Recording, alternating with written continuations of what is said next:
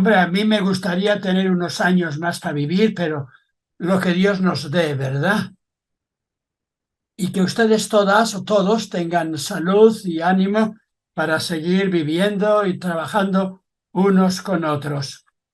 Este día es importante porque es el final y yo había dejado algunas cosas fundamentales para este final. Le deseamos al Padre Manuel que se le arregle quizá eso, que si no, que le vaya muy bien. Que nosotros nos arreglamos mejor si estuviera él también en la pantalla, pero que nos arreglamos bastante bien. El tema de hoy es un tema muy importante. Desde el siglo X en la Iglesia se ha visto este tema como una cosa opcional. No pertenece a la raíz universal del Evangelio, sino que pertenece a un tipo de consejos para religiosos. Y prácticamente este tema de hoy, ¿quién es mi madre y mis hermanos? Dejar padre y madre, crear una comunidad con Jesús, se lo han atribuido en la Iglesia básicamente a religiosos y religiosas. Eso está muy bien atribuido, porque religiosos y religiosas tienen que vivir este evangelio con gozo. Pero este evangelio es para todos los cristianos, para absolutamente todos, lo que voy a seguir diciendo. Tenemos que volver a este evangelio. ¿Quién es mi madre? ¿Quiénes son mis hermanos? Los que cumplen conmigo, cumplimos la voluntad de Dios. Esos son mi madre, mi hermano, mi hermana. Son mis familiares. Voy a tratar en primer lugar de ese texto de Marcos, capítulo 3. Después voy a tratar de Marcos, capítulo 10, donde Pedro le dice a Jesús, lo hemos dejado todo. ¿Qué nos queda para nosotros? Y Jesús le dice, quien haya dejado padre, madre, hermanos, hermanas, por el Evangelio recibirá el 100 por 1.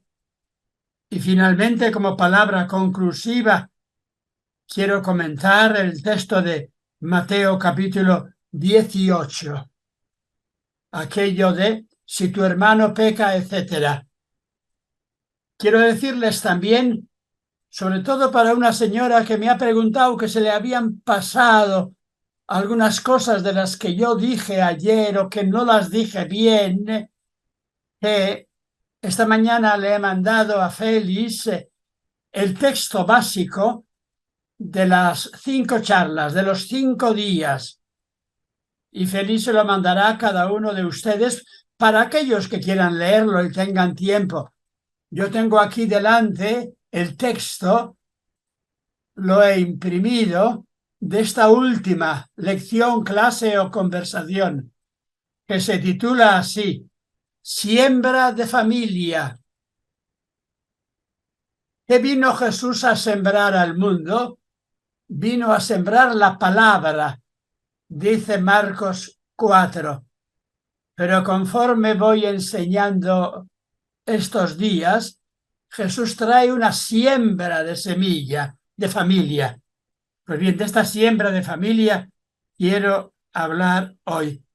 Comienzo con el capítulo 3 de San Marcos, versos 20 al 35, pero básicamente versos 31 al 35 del capítulo 3 de Marcos. Está Jesús en su casa, reunido con su nueva familia, y vienen los de la familia antigua, instigados por los escribas, para decirle a Jesús que tiene otra familia, que tiene que dejar esa familia que está él estableciendo con pobres, cojos, mancos, ciegos, con aquellos que le siguen, que tiene que volver a la familia de Nazaret. y vienen los hermanos de Jesús con su madre, quieren agarrarle a Jesús y llevarle a Nazaret para que no siga haciendo lo que hace. Desde el capítulo 3, verso 20, se plantea este tema con muchísima fuerza. ¿Cuál es la auténtica familia de Jesús? Su familia de carne y hueso que le quieren tener como encerrado en casa, o la nueva familia que él está recorriendo, estableciendo, fundando con aquellos que le acompañan buscando la voluntad de Dios.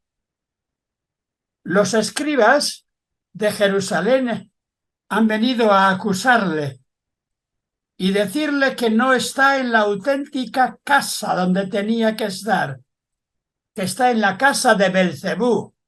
Belcebú era un tipo de demonio fuerte, un nombre arameo para hablar de los demonios de los filisteos. Belcebú significa el señor de la casa. ¿Quién manda en esta casa? ¿Quién es el señor de esta casa? ¿Es Dios o es Belcebú? Y le acusan a Jesús diciendo que su casa es una casa de endemoniados, de Belcebú. Y entonces se establece una fuerte disputa entre los escribas de Jerusalén y Jesús. Los escribas acusan a Jesús de estar en mal lugar, en la mala familia. Jesús se defiende diciendo que él está con la auténtica familia, los que con él buscan la voluntad de Dios. Y los escribas hacen que vengan a los familiares de Jesús y le hacen un juicio familiar para dictaminar que Jesús ha abandonado sus obligaciones de familia antigua y que tiene que volver a su casa de Nazaret y dejar de seguir proclamando por ahí, por los pueblos, la nueva familia. Quieren declararle a Jesús hijo rebelde, expulsarle de la familia, de la antigua, llevarle obligado a Nazaret de nuevo. Aquí tenemos de fondo una disputa histórica. Jesús tuvo problemas con sus familiares, pero quizá más que el fondo histórico, en el Evangelio de Marcos importa el hecho de que, según Marcos, los familiares de Jesús todavía no se han convertido de verdad al Evangelio. Se irán convirtiendo, pero todavía no se han convertido al Evangelio. Los familiares de Jesús no son todavía auténticos cristianos. Conocéis las disputas en torno a los de Pablo, los de Pedro, los de Santiago. Disputas que presenta San Pablo en la primera a los Corintios. Le acusan a Jesús de haber abandonado su auténtica familia judía y de estar con mala familia, con gente que no es gente apropiada. A lo mejor a algunos de vosotros os han dicho: con esos no andes, con esa familia no estés. A Jesús le acusan de haber promovido una mala familia que en el fondo está dirigida por Belcebú. Y quieren llevarle a Jesús agarrado, sacarle de la casa donde está y llevarle a Nazaret, pero Jesús no sale. Y los que vienen a prenderle no se atreven a entrar en la casa donde está, porque entrar en la casa donde está sería ya reconocer el valor de esa casa. Jesús no sale. Se asoman a la puerta y le dicen: tienes ahí fuera a tu madre y tus hermanos. Podéis pensar cómo viene la madre, viene llorando, la traen a la fuerza. ¿O quiere en este momento también su madre decirle a Jesús, hijo mío, vente a casa, aquí estás en peligro? Cada uno que lo piense por dentro como vea. Jesús está en su nueva casa. Tiene un círculo de gente en torno. La familia es como una mesa redonda donde no hay presidente ni superior, sino los 10 o los 15 o los 20 en torno a esa mesa son iguales. Es una mesa redonda, por tanto. Jesús está en su casa, rodeado de un grupo de amigos discípulos que son su verdadera familia, su verdadera comunidad. Los familiares antiguos han venido para agarrarle, prenderle y llevárselo. Pero Jesús no sale de casa. Los otros tampoco vienen. Es una situación dura, difícil. Jesús la resuelve preguntando en alto para que escuchen los que están en torno a él en la sala de la nueva casa de Jesús y también los de fuera. Empieza preguntando quién es mi madre y quiénes son mis hermanos. No dice quién es mi padre. Veré después quizá esto, porque lo más seguro que en este momento José ha muerto y la representante de la familia es la viuda, la madre, María. ¿Quién es mi madre y quiénes son mis hermanos? Esta es la pregunta que queda pendiente. ¿Quién es tu madre y quiénes son tus hermanos? Hay otra pregunta muy interesante en el Evangelio, que la escuchamos hace 2 domingos o 3, donde Jesús pregunta, ¿quién dice la gente que soy yo? Y le responde Pedro, tú eres el Cristo, recordáis, ¿no? Pero el Pedro, según Marcos, contesta a medias, porque quiere llevárselo a su finca con él para que le dé premio. Y Jesús le dice, mi familia está conmigo para hacer el camino de Dios, que puede ser difícil y duro. Pedro, ¿has oído? Y le llama a Jesús a Pedro Satanás porque le quiere separar de su auténtico camino. Aquí no pregunta quién soy yo para vosotros, sino la pregunta es ¿quiénes son mi madre y mis hermanos? Una pregunta radical para cada cristiano. ¿Quién es tu verdadera madre? Tus verdaderos hermanos, tus verdaderos hijos. El texto dice que Jesús se detiene mirando alrededor, uno a uno. Es una escena plástica, más que una escena para contarla, había que representarla. Jesús un corro en torno a él y mira a cada uno y le pregunta, ¿tú quién dices que es mi familia? No se sabe si le responden, pero se escucha la respuesta de Jesús, que después de haber mirado bien a todos y a cada uno, dice, vosotros sois mi auténtica familia, porque los que vienen conmigo a cumplir la voluntad de Dios, la voluntad de Dios es buscar y llamar y acoger a pobres y enfermos, crear espacios de fraternidad. Esos son mi auténtica familia. Puedo tener amigos más o menos, puedo tener conocidos más o menos, pero mi auténtica familia está formada, en este sentido fuerte del término, por aquellos que estamos comprometidos en el camino de Dios y del Evangelio. Jesús les habla así: sois mi familia porque le están acompañando. Porque están queriendo pensar como Él piensa, actuar como Él actúa. Porque el que cumple la voluntad de Dios, ese es mi madre, mi hermano, mi hermana. Aquí no se habla todavía de hijos. De eso se hablará en el próximo texto. Cuando dice mi hermano, mi hermana, os pregunto,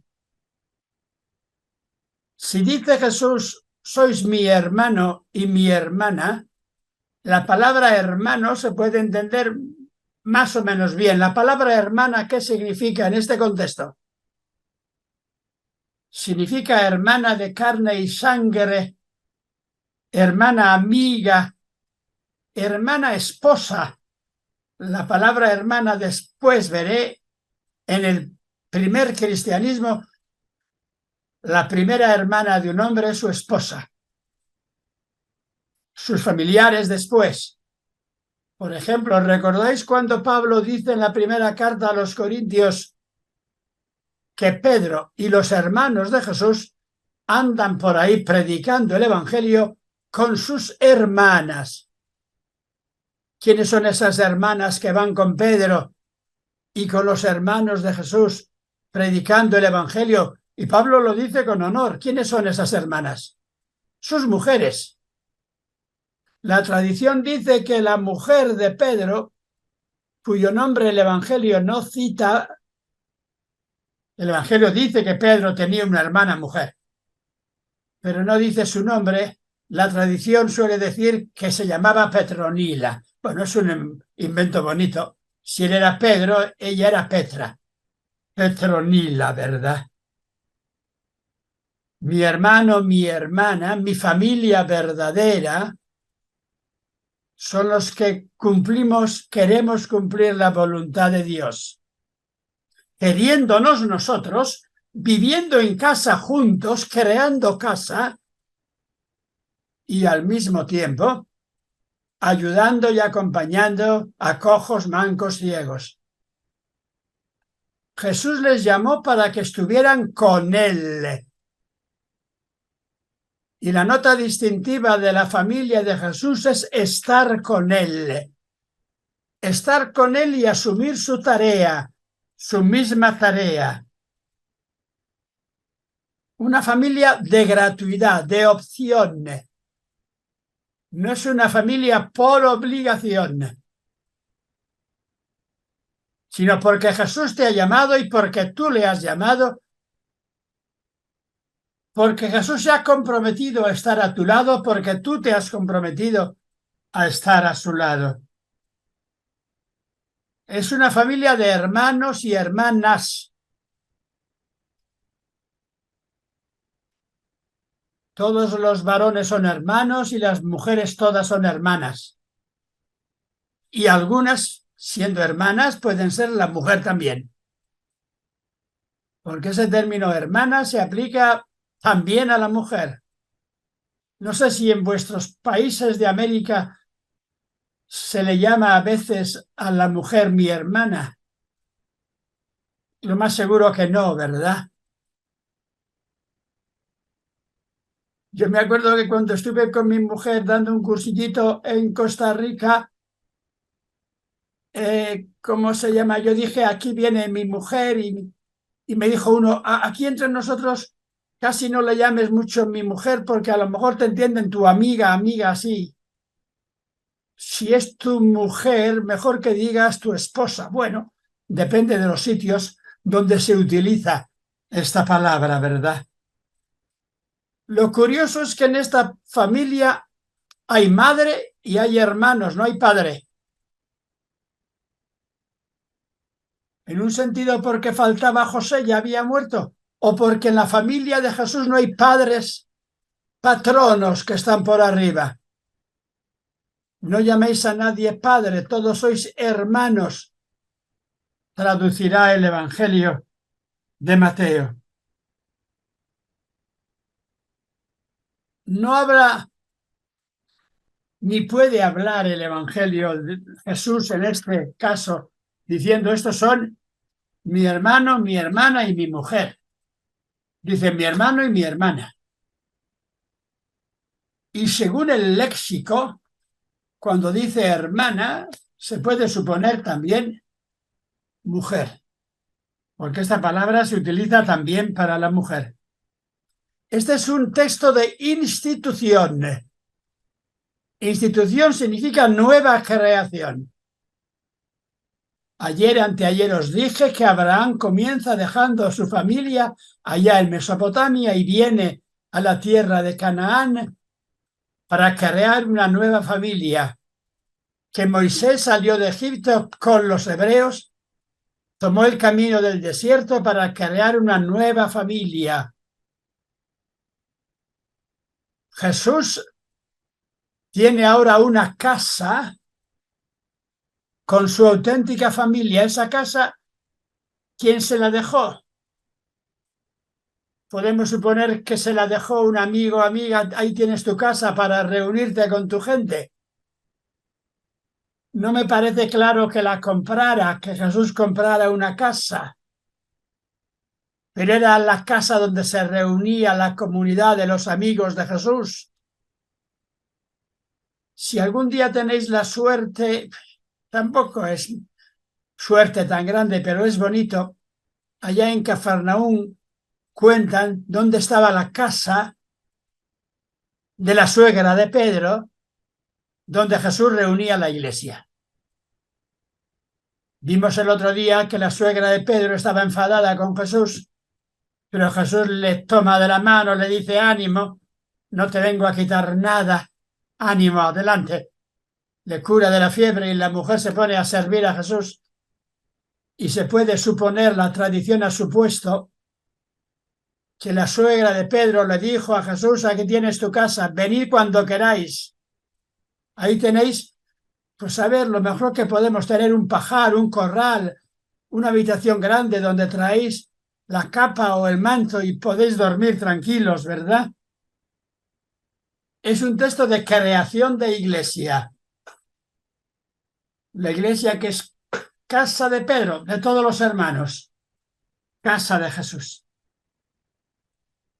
Y ahora paso al siguiente texto, que es todavía más importante que este, donde se repite el argumento desde otra perspectiva. Está en el capítulo 10 de San Marcos, el equivalente en Mateo y en Lucas. Lo miráis en vuestra Biblia.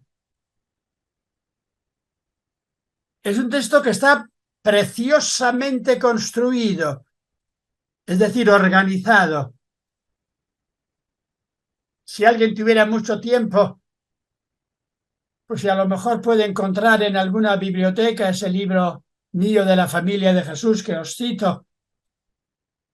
O si tiene muchísima necesidad, le pide a el hermano Félix mi dirección o se la doy yo ahora mismo a todos. Escribís A-L, al, D de Dinamarca, E de España, K de Kubala de Kilo, O de Oviedo, Aldeco,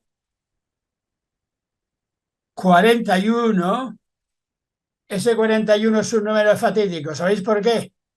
Porque es el año en que nací. Podéis calcular ya, ¿verdad?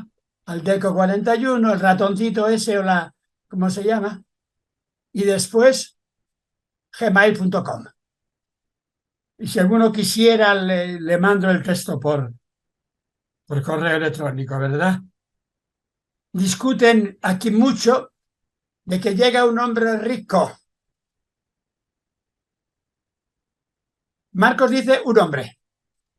Mateo apunta joven.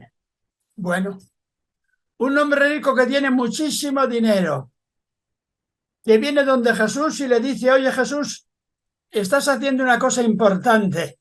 ¿Cuánto necesitas? Yo tengo dinero, tengo bastante, tengo aquí la chequera y te apunto. ¿Quieres $1.000.000? ¿Quieres 2? ¿Quieres 20? Tengo dinero. Tienes cosas que arreglar, tienes que ayudar a esta gente, tienes quizá que comprar una casa, tienes que darles de comer.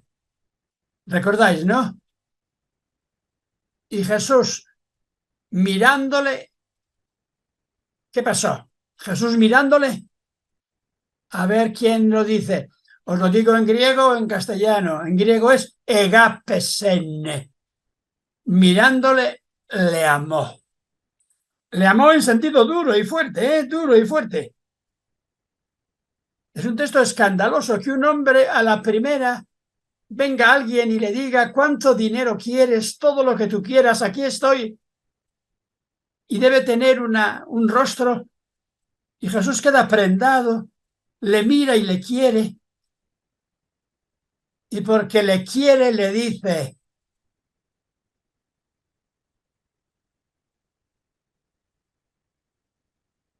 ¿por qué no cumple los mandamientos? Ya los cumplo.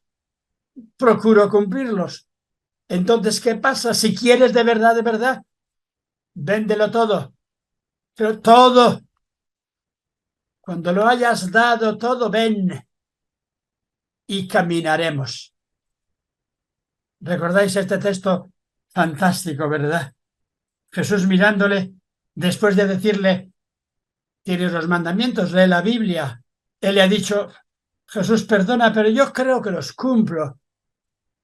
Jesús le dice, entonces, si quieres de verdad estar conmigo, tienes que dejarlo todo, dárselo a los demás, a los pobres. Y caminamos. Yo no quiero ninguna cosa tuya, quiero que vengas tú conmigo. A mí esto así me lo solía decir mi mamá. Cuando venía de cualquier lugar por ahí lejos, llegaba a Madrid, le llamaba por teléfono, ¿qué quieres? Me decía siempre, invariablemente, no quiero nada, quiero que vengas tú. Y que estés bien, ¿verdad?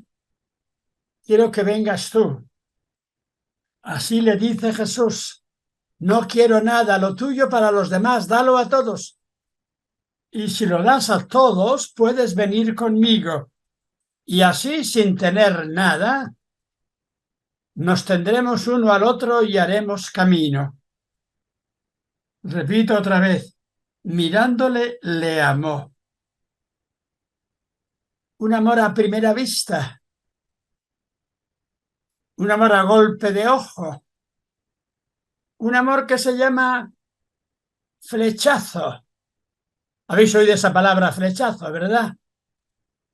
Allá en la Universidad de Salamanca, que es una de las más antiguas del mundo, que tiene unos edificios fantásticos, de arte increíble, hay una escalerita de entrada que con un poco de humor le dice a los estudiantes, entrar, que aquí os van a enseñar latín, hebreo y otras cosas. Pero de paso, aquí en la escalera de entrada, ¿sabéis lo que ponen?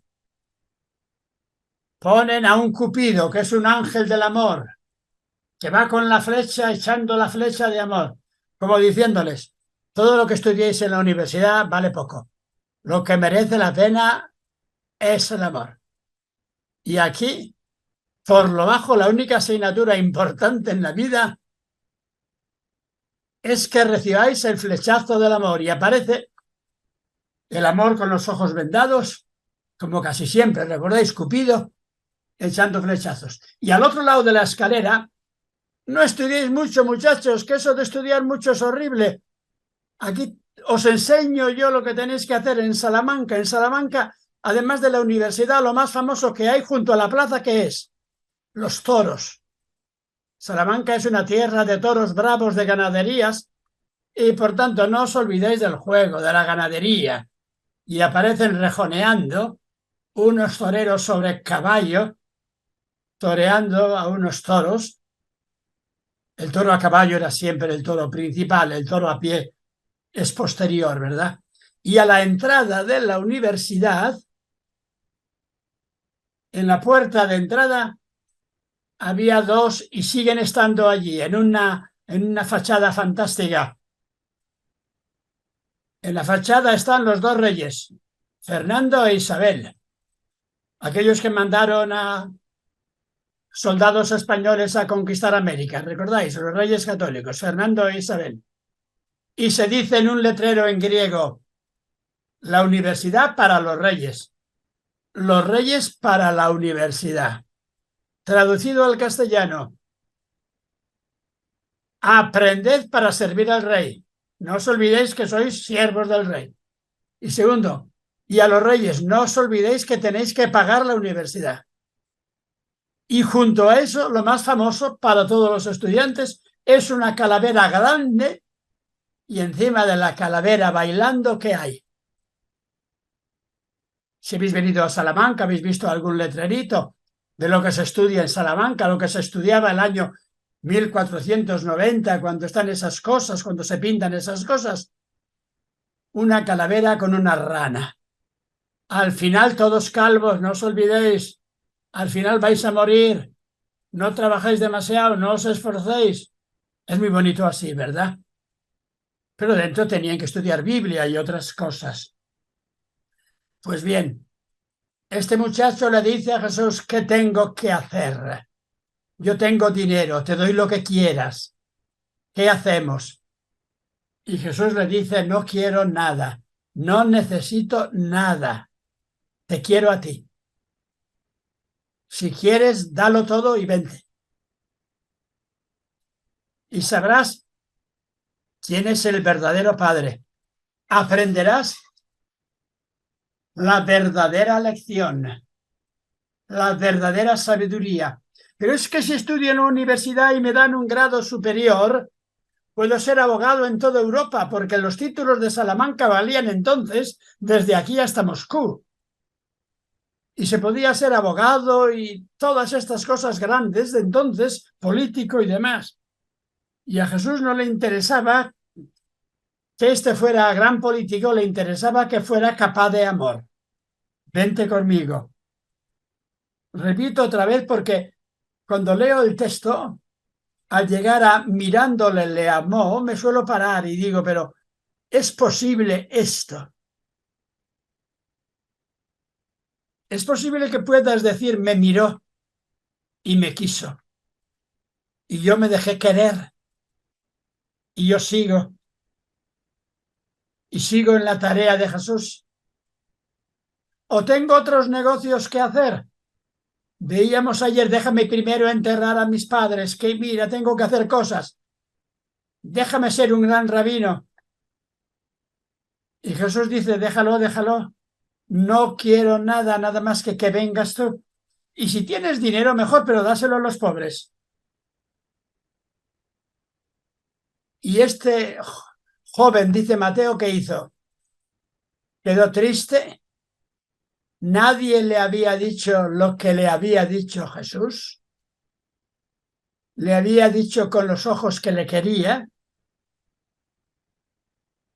Nadie le había dicho como Jesús, te quiero mucho, ven conmigo, pero tienes que dejarlo todo. Y pesó y vio que no podía. Tenía muchísimo dinero, le podía dar a Jesús muchísimo dinero,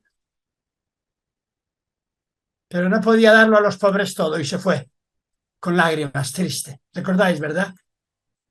Y se va el triste y Jesús suspira, también triste. ¿Y qué dice Jesús suspirando con tristeza? ¿Qué dice Jesús? Qué difícil es que los que tienen riquezas puedan hacer el camino del reino. Porque el que tiene riquezas está agarrado por las riquezas, como si a uno le agarran por el cuello. Y sí, le puede dedicar una esquinita a Jesús, pero su ocupación principal son las riquezas. ¿A qué te dedicas, muchacho? Me dedico a ganar dinero, a amontonar dinero, que está muy bien, pero te queda tiempo para el amor gratuito y libre, para la libertad y la felicidad. que difícilmente entrarán los que tienen riquezas en el reino de los cielos.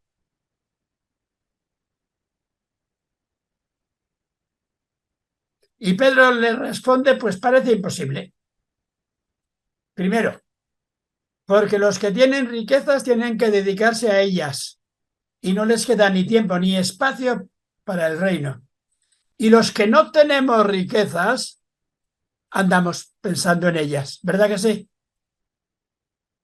Y entonces todos estamos atados.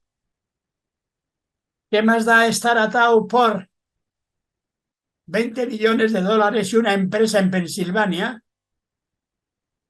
¿O estar atado por 50 euros o 20 pesos? Estar atado por algo, no tener la libertad para vivir.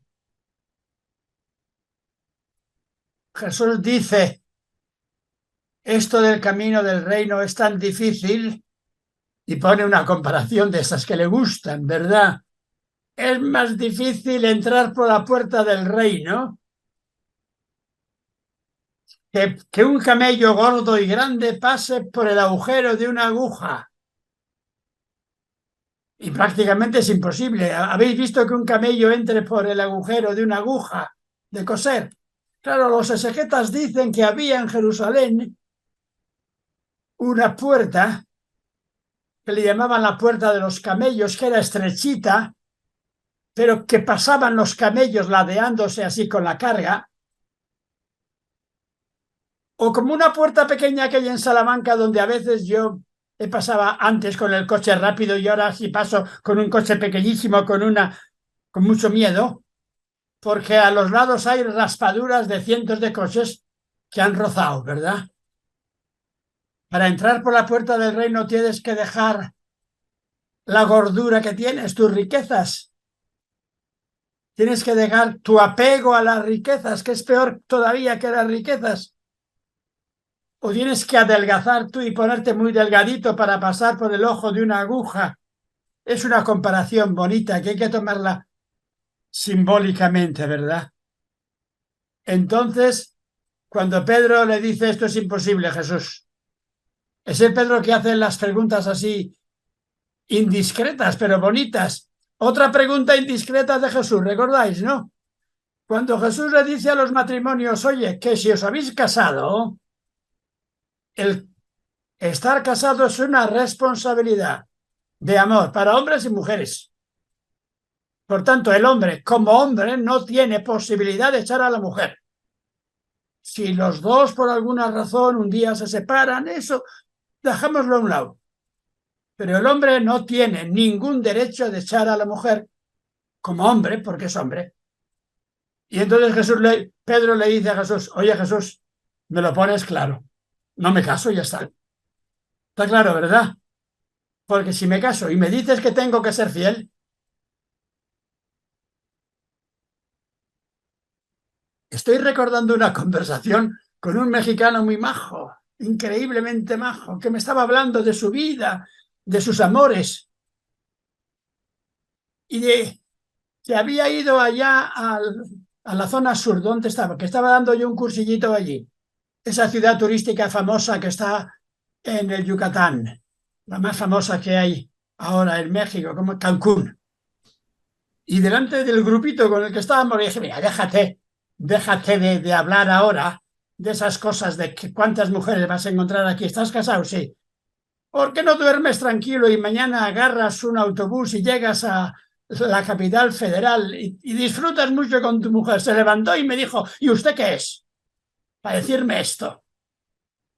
¿Usted de dónde viene para decirme esto? Le dije, hombre, yo soy cura y me parece que lo mejor que puedes hacer es disfrutar con tu mujer, como enanos los dos. Y claro, al cabo de un rato, cuando se iban todos, se quedó conmigo y quedamos toda la tarde hablando de la felicidad de la vida, de lo difícil que es ser feliz con poco, de lo difícil que es haber dejado anteayer a mi mujer y mis hijos en la capital federal y buscar ahora turistas a Cancún para llevarlos ahora en un coche de esos para 10 o 12, un grupito, parar no sé dónde en el camino y llegar pasado mañana a México cansado. La vida es difícil, me gustaría. Bueno, esas cosas de la vida, ¿verdad? Esas cosas. Para los hombres es muy difícil, pero nada hay difícil para Dios. Y ahora tenemos otra vez al auténtico Pedro. El auténtico Pedro, que es, no sé si se dice por ahí en América la palabra fantoche, un creído, un fantasma, un chulo, alguien que se las da. Y le dice, oye Jesús, nosotros lo hemos dejado todo y te hemos seguido y estamos contigo y nos tienes a pan y agua, porque no tenemos muchas riquezas, nada. ¿Qué nos vas a dar? Y yo pienso que Jesús me miraría y le diría, Pedro, repíteme eso otra vez. ¿Lo has dejado todo? Pero repítemelo de verdad, ¿eh? ¿Lo has dejado todo? ¿O me sigues porque te conviene, porque estás pensando que al final te voy a dar un ministerio, ¿verdad que sí? Vas a ser un ministro de la República, con quien sea. No sé si se llama AMLO el de México o el de otro lugar, ¿verdad? Y tendrá su ministerio. Y por eso, pero Pedro le dice, lo hemos dejado todo. ¿Qué nos vas a dar? Y Jesús ahora le responde con un tipo de ternura inmensa. No le dice, Pedro, tú no lo has dejado todo y me vas a dejar antes de que yo me muera, porque te veo, Pedro, te las veo. Cuando lleguemos a Jerusalén y veas de dónde van las cosas, y cuando me vayan a prender en Jerusalén, si me prenden, vas a largarte por piernas, ¿sabes? Pero le contesta amablemente y le dice, en verdad os digo, que cualquiera que haya dejado por mí, contar esto, casa, hermanos, hermanas, madre, subrayar, o padre, o hijos y campos, no hay nadie que haya dejado por mí o por el Evangelio casa, familia, hermanos, hermanas, madre, padre, hijos y campos, que no reciba en este mundo el 100 por 1. Y contar bien, ¿el 100 por 1 en qué? En casas. Si has dejado una casa, tendrás 100 casas. Porque las casas de todos los amigos, de todos los cristianos, serán tu casa, tu familia. 100 casas, 100 hermanos, 100 hermanas, 100 madres, 100 hijos. Y falta el padre. En esta gran familia, familia de familias, 100 madres, 100 hermanos, 100 hermanas, 100 hijos. Sin padre, sin alguien que domine desde arriba,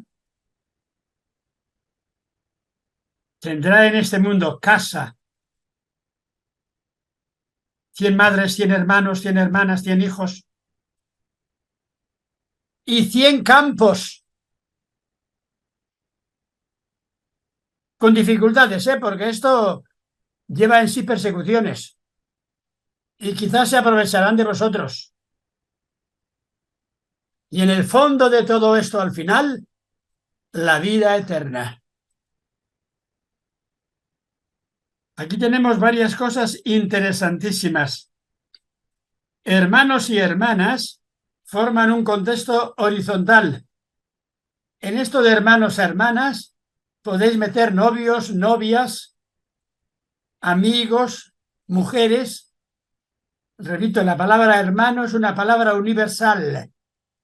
Como os decía, que cuando se dice que Jesús tenía 7 o 6 hermanos, gramaticalmente se puede entender con toda perfección que eran primos o amigos de familia que convivían con él.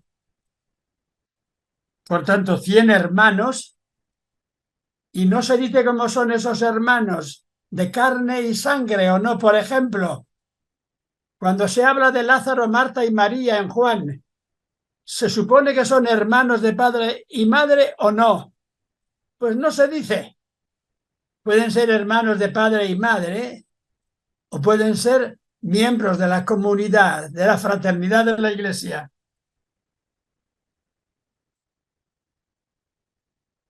Todavía en la misa se dice orad hermanos, ¿verdad? Y el presbítero trata a los creyentes como hermanos. Por tanto, 100 hermanos, 100 hermanas. No es demasiado, hombre, es bastante.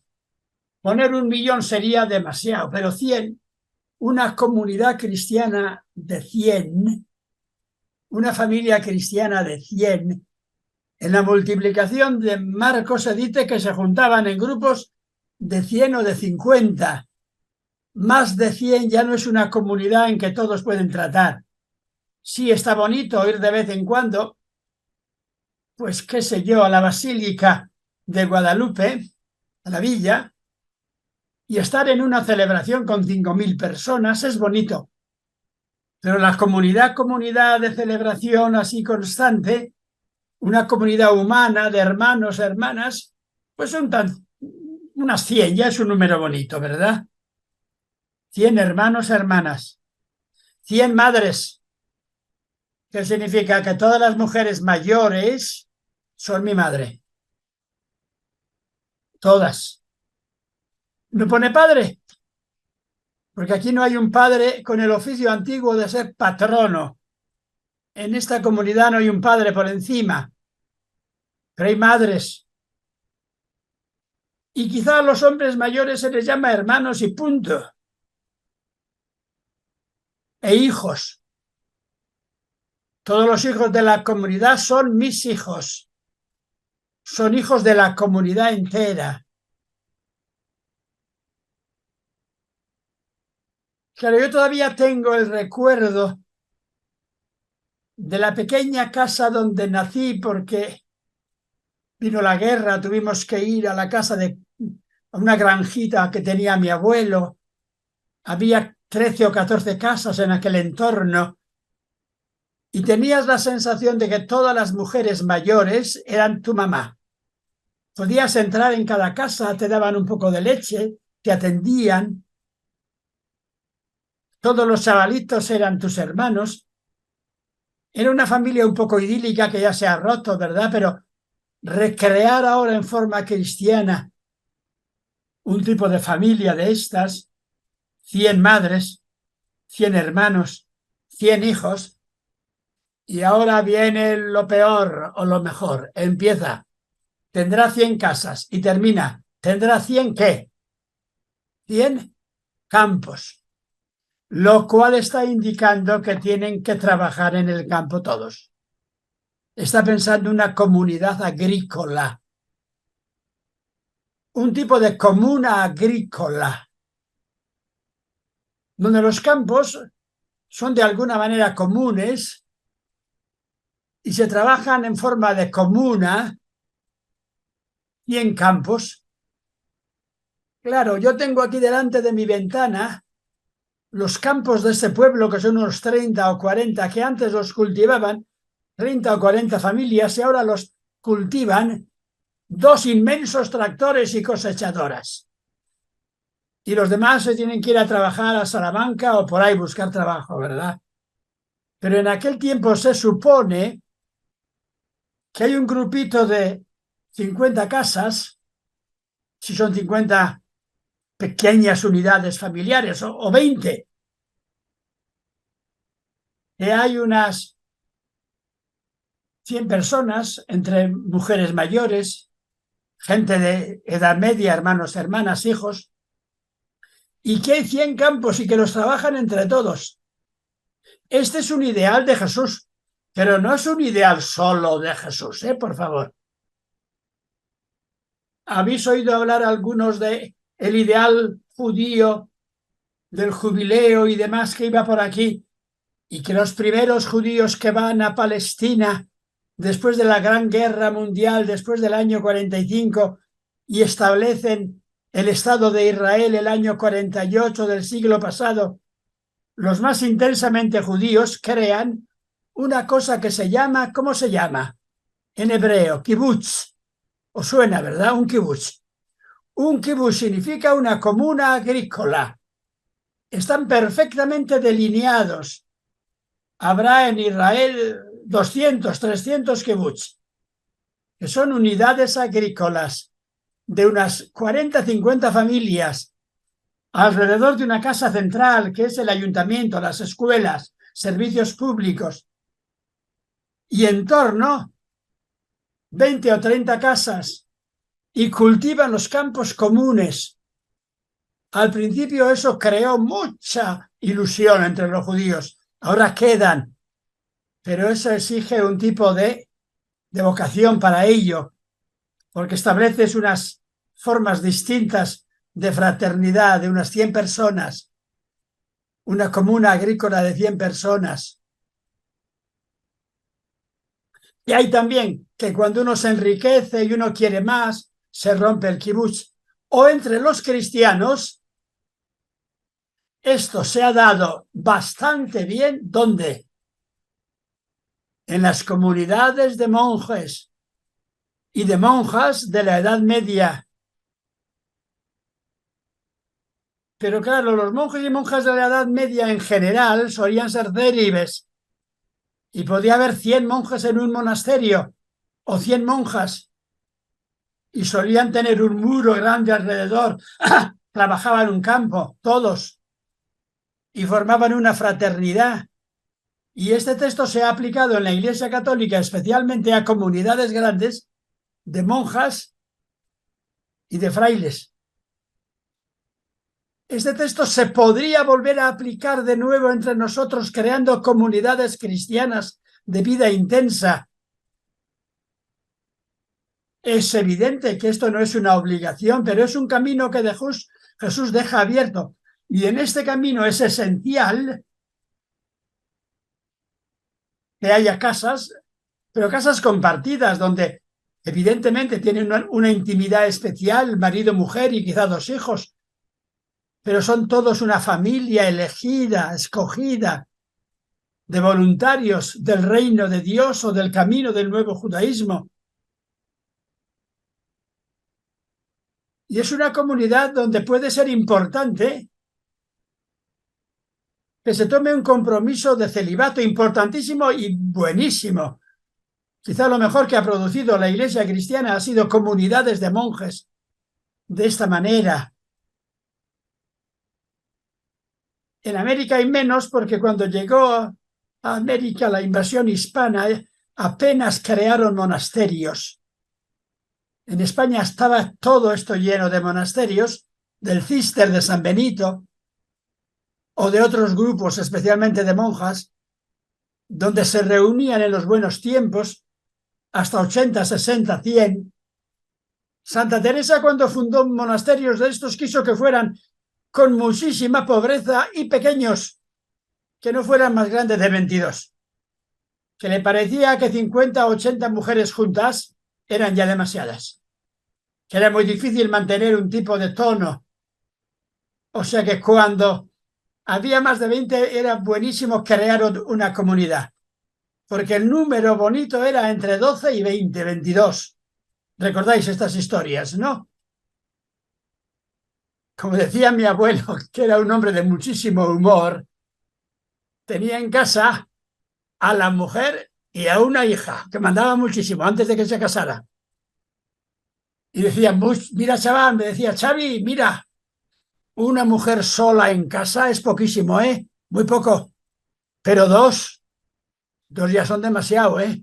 Y yo tengo aquí 2 que me mandan en casa. Bueno, esto es para echarle un poco de humor a la cosa, ¿verdad?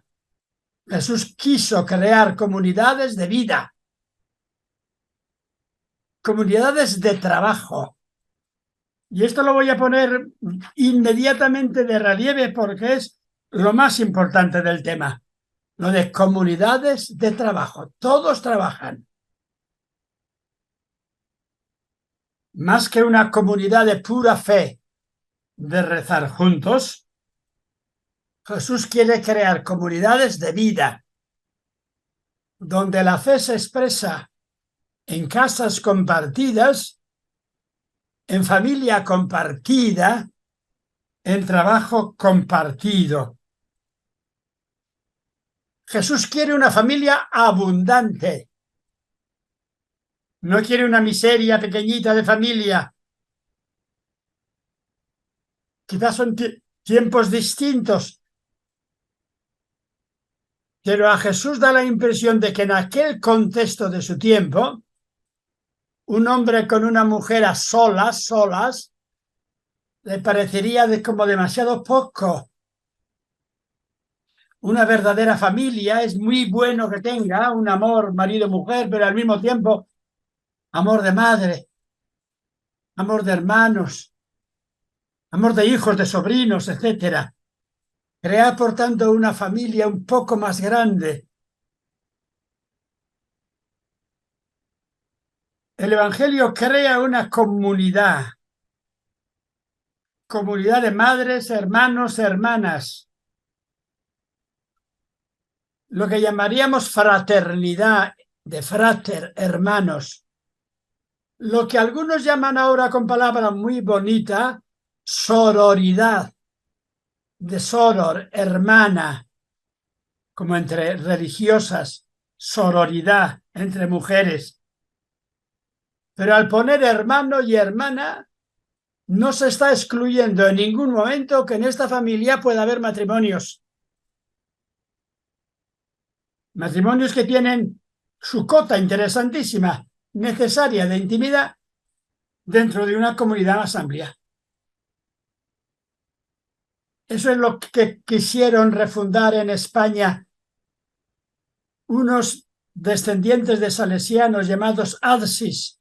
No sé si os suena, llegaron, por ejemplo, a Ecuador, había un obispo Parrilla, que era de estos, llegaron a Concepción, a Chile, en diversos lugares, crearon familias de 30 o 40 personas. Aquí en Salamanca había una donde yo les iba de vez en cuando, me decían, vente por aquí y hablamos un poco de teología. Y en esa casa grande había 20 personas, de las cuales había 2 matrimonios, 5 célibes, un cura, a veces, y 15 niños. Pero es una vocación bien difícil, ¿eh? Y lo hicieron con un grandísimo cariño, pero les ha costado que salgan adelante, porque no estamos acostumbrados a crear familias de un rato, sí, familias neocatecumenales de fin de semana. Pero bueno, lo dejo así abierto. El seguidor de Jesús debe superar un tipo de egoísmo. Debe superar el egoísmo del dinero para compartirlo en línea de evangelio. Debe superar el egoísmo de 2, cerrados entre sí. Hubo un teólogo famosísimo de la Edad Media llamado Ricardo de San Víctor, que habla de la Trinidad y hace unos argumentos preciosos sobre la Trinidad. Y el argumento más bonito que dice es que amor de 2, cerrado en 2, termina siendo egoísmo compartido. No sé si está bien dicho o mal dicho, yo creo que está bien. Que amor de 2 cerrado en 2 es egoísmo compartido. Que el amor de dos tiene que abrirse a otros. Que no basta amarse entre sí los dos, Pepe y Pepa, sino que es necesario que los dos a la vez, juntos, amen a otros, a hijos, a parientes, a necesitados. De aquí sacaba Ricardo de San Víctor su famoso símbolo trinitario. Dice San Ricardo de San Víctor que Dios no puede ser padre e hijo mirándose eternamente uno al otro, sino que la Trinidad, Dios, es Padre e Hijo amando juntos, y ese amor juntos es el Espíritu Santo, el tercero. Pues esto es lo que estaría detrás. Los cristianos, a partir de aquí, nos atrevemos a decir que Dios es comunidad, amor Padre, Padre Hijo, Espíritu Santo, amor abierto. Los judíos no se atreven a decir eso, prefieren dejar a Dios en silencio, los musulmanes tampoco. Pero ahora no voy a tratar de esta tesis tan bonita de Ricardo de San Víctor. Quiero tratar de otro texto muy parecido, pero distinto, que hay que situar en este contexto. No es ya de Mateo ni de Marcos, es de Lucas en el libro de los Hechos de los Apóstoles. En el libro de los Hechos de los Apóstoles, al hablar de la primera comunidad cristiana, se dicen estas cosas. Los seguidores de Jesús vendían los bienes y las posesiones, las repartían según las necesidades de cada uno, a cada uno según lo que necesitare. ¿Recordáis, no? Vendían los bienes y los repartían entre todos. Hechos capítulo 2, verso 45. Y sigue un poco más adelante. No había entre ellos ningún necesitado, porque los que tenían casas o campos, ¿qué hacían? No los trabajaban, como dice el texto anterior de San Marcos, sino que los vendían y entregaban el dinero a los apóstoles, que daban a cada uno según su necesidad. Y todos vivían en comunión y tenían todas las cosas en común, dándole a cada uno según su necesidad. Compartían el pan por las casas comunes, donde se reunían todos. Comían juntos, alabando a Dios.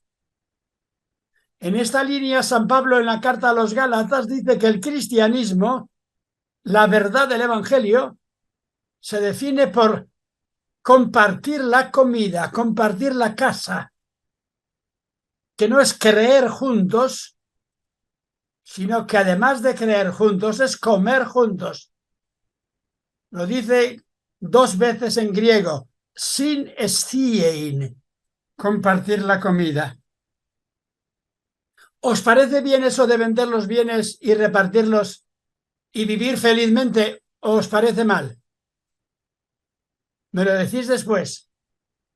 El texto este está narrando eso de manera bonita, indicando algo admirable del principio de la Iglesia, pero al mismo tiempo está dándonos a entender que ese método de vender los bienes y comérselos es un método limitado.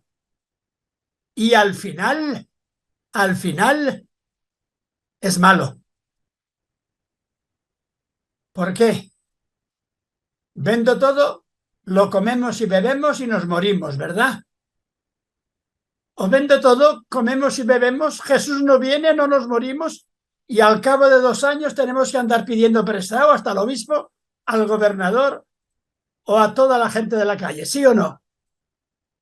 Y así en tiempo de Pablo, los de Jerusalén que habían vendido todo, habían gastado todos los bienes, a los 20 años de la muerte de Jesús se encuentran pobrísimos todos. Y la comunidad de Jerusalén es una comunidad de pobres. De tal manera que Pablo tiene que andar por ahí haciendo colectas para los pobres de Jerusalén. ¿Recordáis, no? Entonces, cualquier individuo un poco inteligente les hubiera dicho: os habéis equivocado y cambiar de turno. ¿Por qué nos ponéis a trabajar? Con lo que tenéis o con lo poco o mucho, a lo mejor te dicen: es que estamos esperando a Jesús, estamos rezando, no nos da tiempo para trabajar. En cambio, en el texto de San Mateo se dice: ponían en común casas, familia y campos. Y significa que trabajaban los campos. ¿Y los campos cuánto les producía? Dice en la parábola del sembrador que el buen campo de trigo produce ¿cuánto? El 30, 40, 50 y a veces ¿cuánto? El 100 por 1.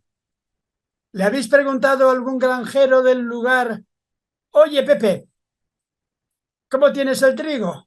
Yo se lo he preguntado al de al lado, el que tengo enfrente ha cultivado patatas, pero el otro amo del pueblo ha puesto trigo en zona de secano. Hombre, pues lo tengo bastante bien, mira las espigas.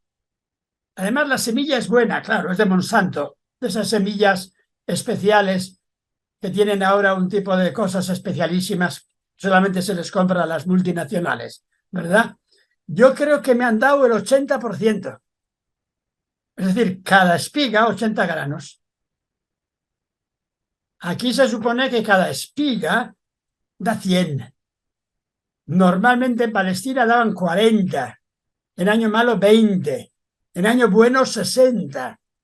El 100 por 1 era muy difícil en aquellas condiciones climatológicas. O sea que trabajar además bien trabajado, ¿eh?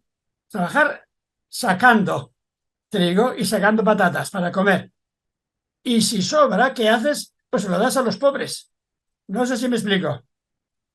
En cambio, los de Jerusalén, según este texto de Hechos, vendieron todo, se dedicaron a rezar y esperar que viniera el reino, lo hicieron muy, muy, muy bien, encima daban a los pobres, pero a los 20 años se les acabó todo. Y tienes que aprender también, y esto los monjes lo han sabido muy bien.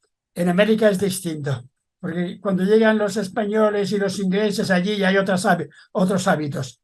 Pero aquí en esta Europa pobrísima de los años 1100, los que enseñaron a cultivar el trigo en toda Europa, los que enseñaron a hacer cerveza y vino en toda Europa, los que enseñaron todos los cultivos de cereales, ¿quiénes fueron? Los monjes. Iban poniendo monasterios, cada 30 kilómetros un monasterio, había 60, 70 monjes que enseñaban a la gente algo de evangelio, pero sobre todo les enseñaban a poner los buenos árboles, árboles frutales, a poner el buen trigo. La patata no, porque todavía no había patatas. No sé cómo podían vivir sin patatas. La patata llega de América. No podían poner tampoco pimientos como vivían sin pimientos. No podían poner maíz. Pero bueno, había distintos tipos de cereal, avena, centeno, etcétera, ¿verdad? Y entonces, pues enseñar a cultivar para que el campo de aquí, del conjunto de Europa, prácticamente ha quedado tal como quedó en la Edad Media con los monasterios. En América del Sur distinto porque fueron encomenderos y señores que, bueno, hicieron otras cosas distintas. Quizá alguna buena también, pero otras también de aprovecharse de la gente, ¿verdad? O sea que tenemos dos modelos. El modelo de Marcos, que es un modelo realista, poner en común casas, porque aquí no sé, en algunos lugares de América puedes vivir incluso debajo de un árbol, en una hamaquita, pero aquí en Salamanca, cuando te llega 18 bajo cero, pues como no tengas una casa y busques una calefacción de estas modernas que te cuesta, o los que tenían antes, que tenían métodos de calefacción geniales, una cosa que llamaban algo así como cosa de placer, que ponían por debajo del suelo, pues quemaban y hacían una cámara de aire caliente con método artesanal baratísimo. Creo que sí que casas distintas de adobe, que el adobe pues reserva del calor y del frío y demás, ¿verdad? Aquí si no tienes una casita te mueres a la tercera noche, en un invierno duro, ¿verdad? Pues tienes que tener casas, tienes que tener una fraternidad de gente que esté por ahí, crear una familia extensa, la pequeñita, quizá mujer, dos hermanitos, unos niños, la familia extensa hasta 100, y unos campos que sería muy bonito trabajar en común. Aquí hasta hace 30 años, en este pueblo, los trabajaban casi en común, porque las 30 40 familias trabajaban prácticamente igual. Pero con esta revolución buenísima y horrible. El campo para trabajar en particular no da. El campo lo han terminado comprando 2, 3, que tienen grandísimos tractores y demás. Los demás tienen que ir a trabajar por ahí, donde sea, donde puedan, ¿verdad? No se han creado un tipo de comunidades agrícolas de fraternidad, sino que el modelo capitalista ha entrado con cosas que son buenas, claro, pero con cosas que no permiten tener autonomía de trabajo para todos, porque hemos entrado en un régimen de trabajo de amo y siervo en general, y aquí el Evangelio te pone un modelo no de amo y siervo, sino de hermanos que comparten. Pero claro, esto es difícil, ¿eh? Cuando empiezan los hermanos a trabajar juntos y se pone Pepe y hermanos, a veces funciona. Pero hay un tanto por ciento elevado donde trabajan juntos 5 hermanos y a los 10 o 15 años sería mejor que se separe cada uno porque crean unos problemas terribles, porque a no ser que haya una gran fraternidad, no solamente de los hermanos, sino de las cuñadas, de los primos y demás, entran envidias y otras cosas, ¿verdad? O sea que tenemos 2 modelos. El modelo de quedarte sin nada y vivir de rentas, de aquello que has vendido, hasta que se consuman esas rentas.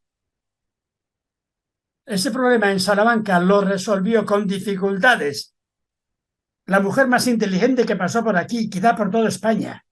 Se llamaba Teresa de Jesús, que fundó conventos de un mínimo de 12 y un máximo de 21 o 22. Y se preocupó desde el principio que donde hubiera un convento, hubiera posibilidad de trabajo para las 22 hermanas, para que pudieran vivir del trabajo compartido. O si no, si el pueblo quería monjas y quería el pueblo que hubiera monjas, se tenía que comprometer el pueblo, por escrito además, a darles limosna para que vivan. Hagan pequeños trabajos y demás, pero que esté atento el pueblo a ver si pueden vivir y rezar, si no sacan ellas porque no tienen campo suficiente para vivir. Los 2 modelos. Vivir del amor al prójimo. Pero ese amor al prójimo significaba que en aquel contexto aquí, un tipo de monjas sobrias como las de Santa Teresa tenían siempre suficiente con el trabajo que hacían y con la solidaridad del entorno. En América es distinto porque crearon enseguida conventos grandes. Yo me acuerdo, no sé si hay alguno por ahí de Arequipa, Perú, un convento de dominicas que es un pueblo entero. Las monjas ricas. Bueno, seguro que eran buenas, ¿verdad? Pero Santa Teresa no iba por ahí, iba por comunidades pequeñas y cuando le salía mal, ¿sabéis lo que hacía Santa Teresa? Le pedía dinero a un hermano que se fue a América y trajo bastante plata. O sea que la vida ha sido siempre complicada, ¿verdad? O sea, multiplicación de familia e intimidad de familia, casas que son de un grupo de gente que comparte casas. Las casas son como si fueran comunes, aunque cada uno tiene la suya. El trabajo de un campo es trabajo pues para 100 o así, para vivir todos. Jesús hace lo posible para que surjan comunidades así, de un trabajo sobrio y fuerte e intenso en creación de comunidad. Y voy al último texto, en 10 minutos que me quedan antes del diálogo final. Os leo el texto y voy a intentar explicarlo. Es la conclusión de todo este curso. Capítulo 18 de San Mateo.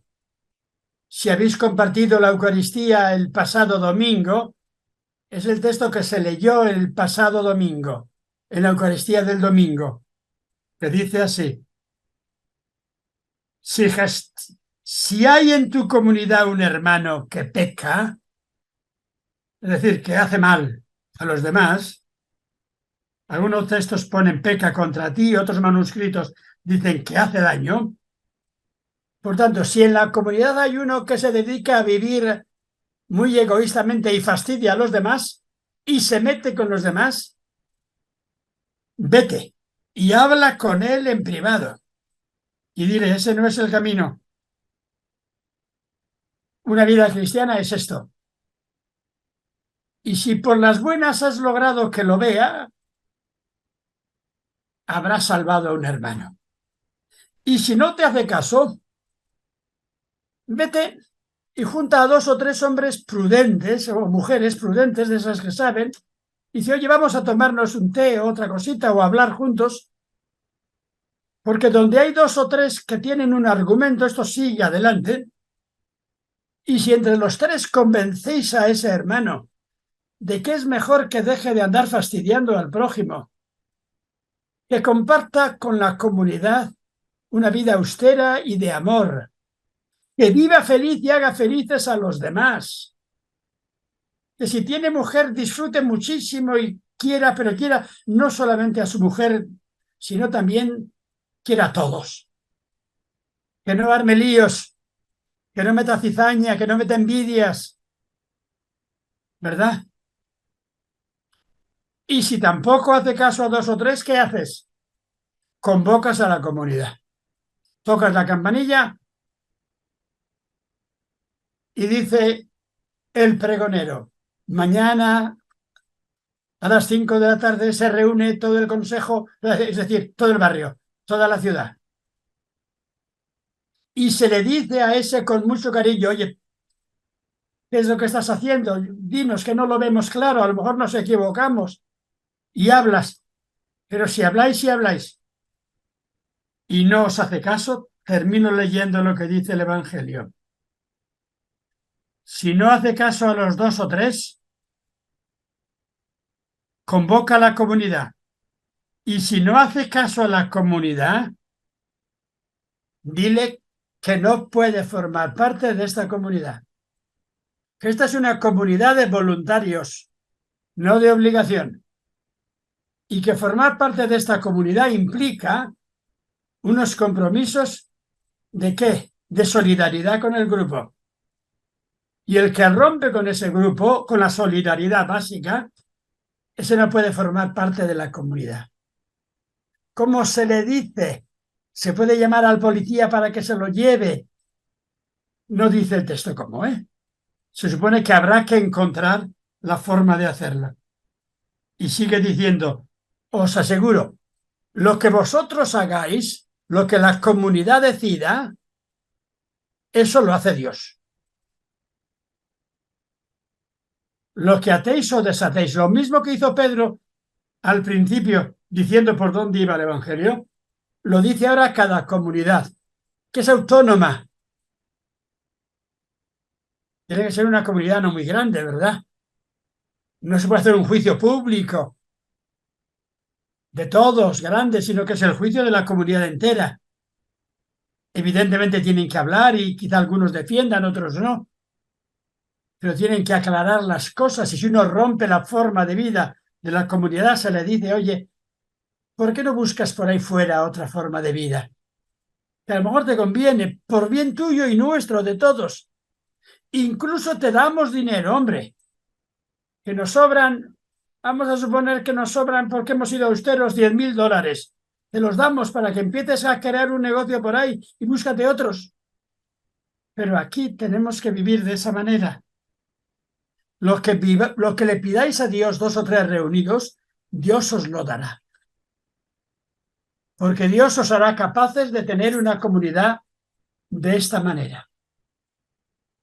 Este es quizá el texto más importante del Evangelio de Marcos y quizá de todos los evangelios.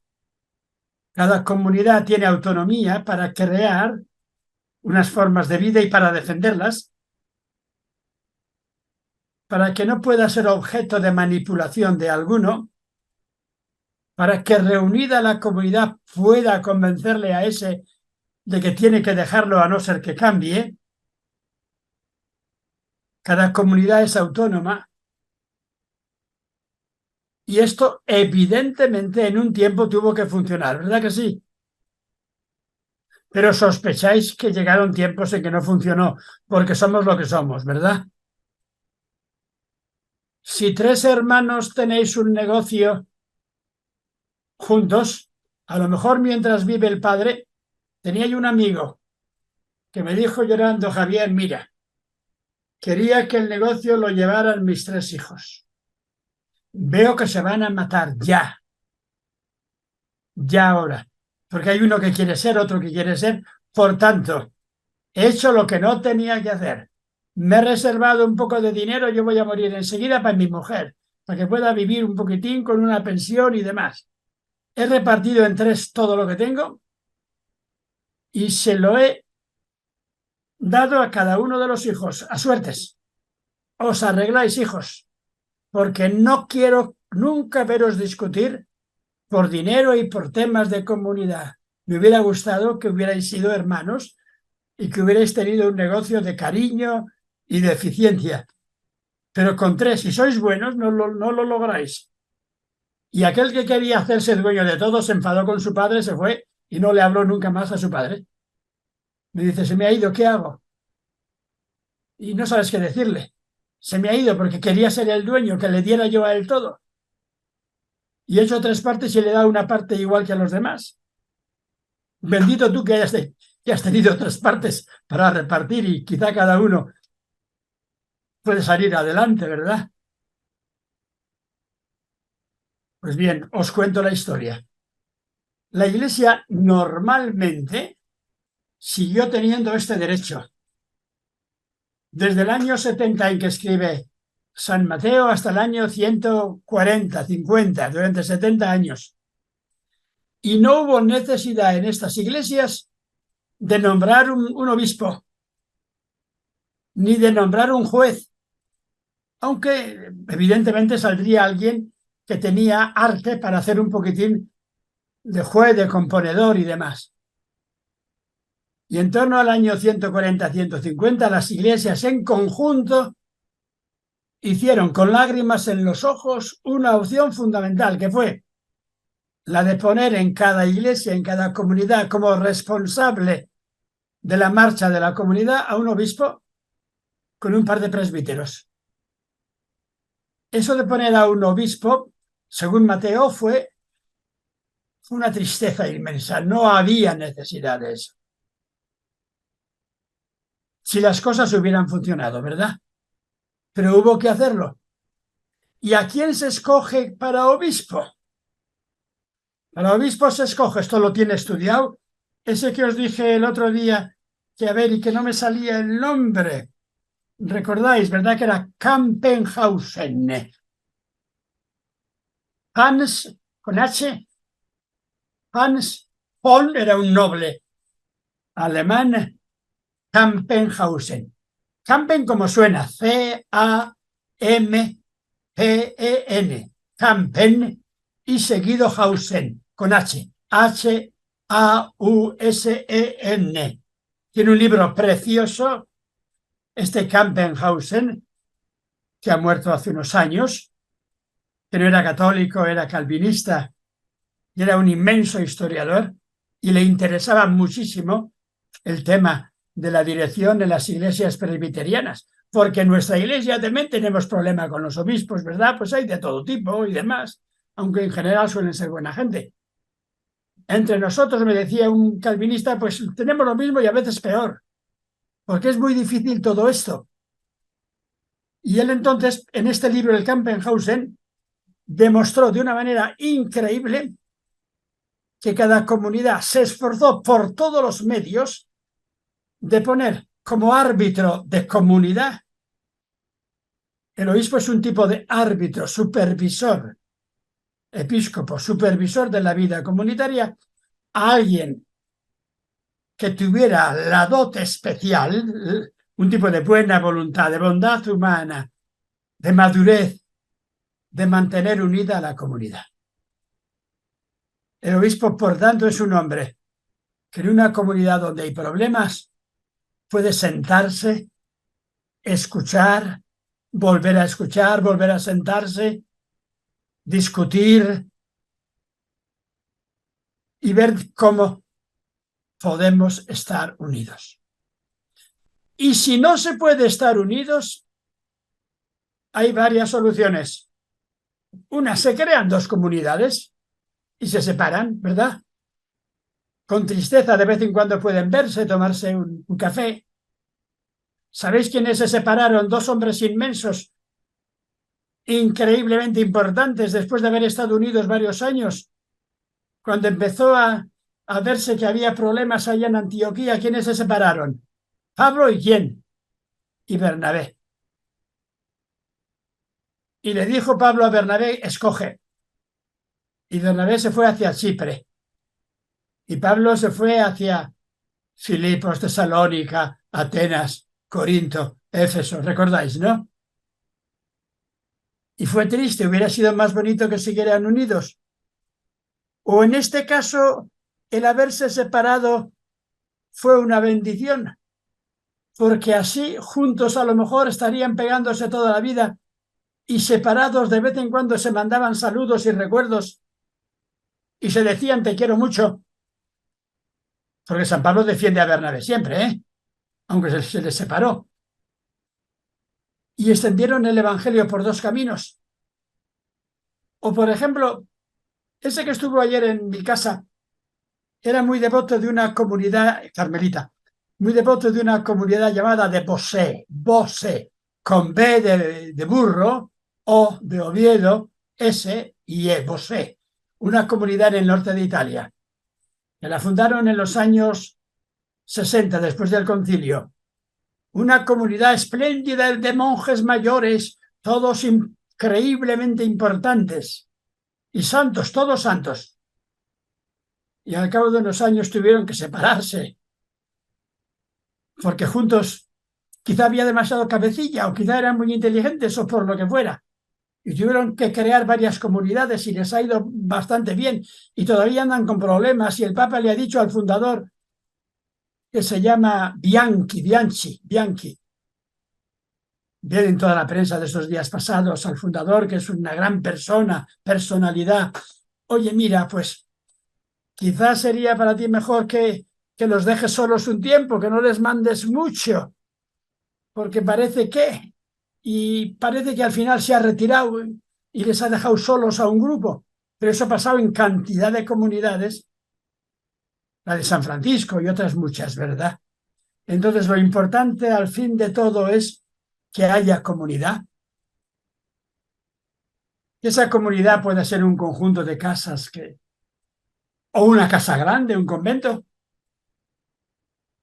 que puede haber un grupo relativamente grande de hermanos, hermanas, hijos, sin un padre arriba que mande, manda Dios. Hay padres, pero padres que no mandan, padres que hacen corro, ¿verdad? Según este modelo. Y que cuando hay problemas se juntan. Y primero procuran arreglarlo uno, dos, tres, después se reúne la comunidad y esperamos que las cosas pasen. Si habéis leído las cartas de San Pablo, anda toda la vida discutiendo, en la carta primera y segunda a los Corintios, de que las comunidades se estabilicen, que se quieran, ¿recordáis? Y que hay sitio para todos, para apóstoles, para profetas, para doctores, para gente de mucha fe. Que hay sitio para todos, que hay sitio para la gente que dice es mejor Apolo. Pues bien, es mejor Apolo. Apolo era un misionero cristiano que tenía mucha sabiduría, ¿recordáis, no? Otros dicen, no, es mejor Pedro, porque aquí Pedro es el único. Pues bien. Y otros que dicen, no, es mejor Pablo. Y Pablo dice, por favor, no os aproximéis demasiado a ninguno, ni a mí, ni a Pedro, ni a Apolo, porque ninguno de nosotros hemos muerto por vosotros. Ser todos de Jesús. ¿Y qué somos Apolo, Pedro y yo? Somos pequeñitos obreros que queremos regar un poco y tenemos algo para regar, pero mucho más no, porque el que hace el camino es Dios y Jesús. ¿Recordáis estas cartas de Pablo, donde sigue metido en estos líos que son gracias a Dios los antiguos, Y el Papa Francisco, con una moral inmensa, quiere reunir a cardenales y demás para decir que hay que volver al camino. ¿Cómo se llama ahora este camino? Sinodal. Sínodo significa hacer camino juntos. Sinhodein. Hacer camino juntos. Hacer camino dialogante. Pero claro, cuando las cosas se complican, surge un caudillo de turno que dice: aquí mando yo, ¿sí o no? Y los demás callaos. Y entonces las cosas pueden funcionar.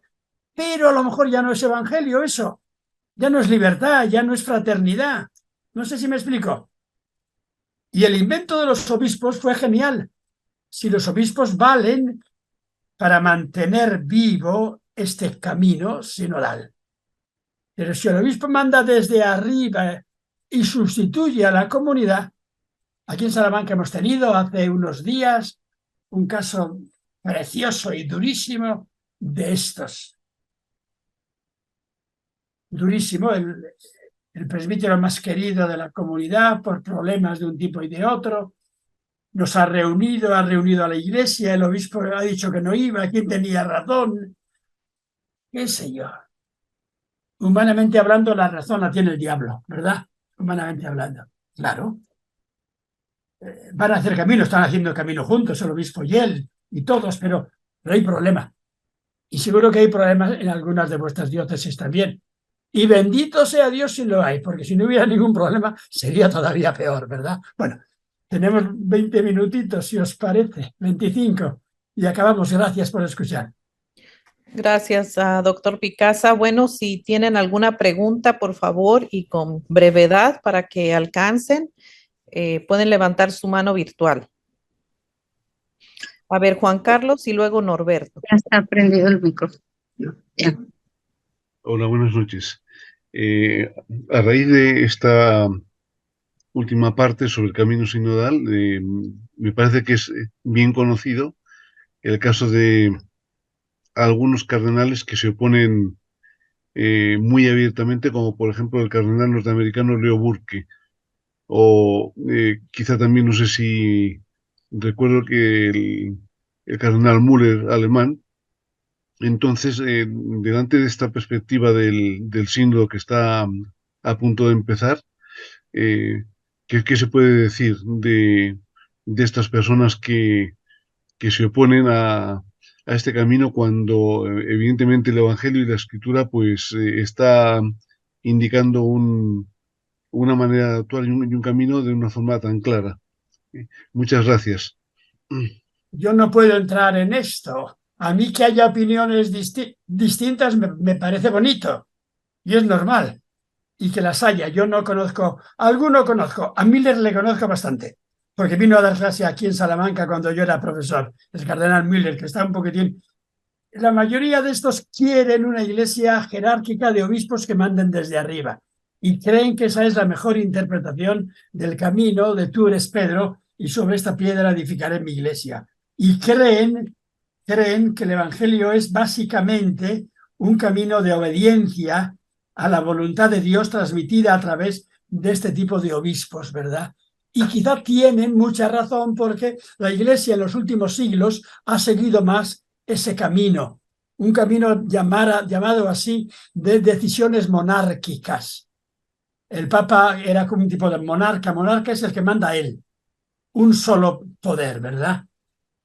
Entonces, pasar del esquema monárquico al esquema conciliar sinodal es difícil. En el esquema monárquico de obispo que manda, papa que manda, también ha dado buenos frutos. Ahora parece que volviendo al evangelio radical es mejor el esquema sinodal de diálogo, ¿verdad?, entre todos. Y que no se cesa a los obispos. Volvemos de nuevo a la iglesia de Mateo, donde no había obispos. ¿Sabéis que Mateo en el capítulo 23 echa una diatriba durísima contra aquellos que ocupan las primeras cátedras y los primeros asientos? Está criticando, por tanto, contra una iglesia de Medellín o de Salamanca donde hay un asiento superior para el obispo. Y Mateo, desde el principio quiere que la iglesia sea una mesa redonda, un corro, donde hablen todos. Es bonito llegar a una serie de conclusiones, ceder y demás, ¿verdad? Y poder decir, con aquellos gallitos del concilio de Jerusalén, que eran 3 gallos más importantes y había un cuarto, se llamaba Juan, y había otros más, terminan haciendo, digo gallitos, eran gente importante, gente que decía, ¿verdad? Y entonces llegan a la conclusión y escriben una conclusión diciendo, ¿qué dicen? Una palabra increíble. Nos ha parecido, ¿a quiénes? Al Espíritu Santo, ¿y a quiénes? Y a nosotros. No hay nadie que diga, me ha parecido a mí, obispo de Antioquía.